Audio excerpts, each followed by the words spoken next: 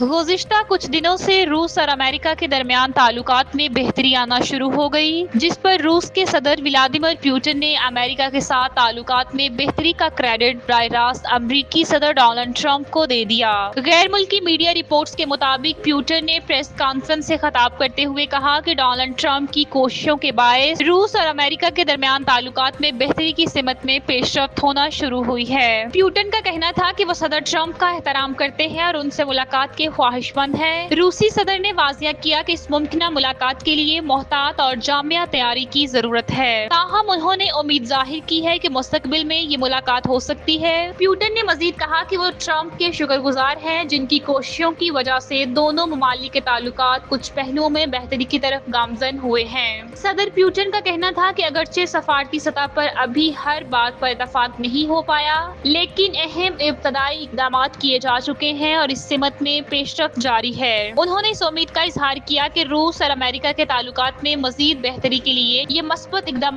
बुनियाद फराहम करेंगे।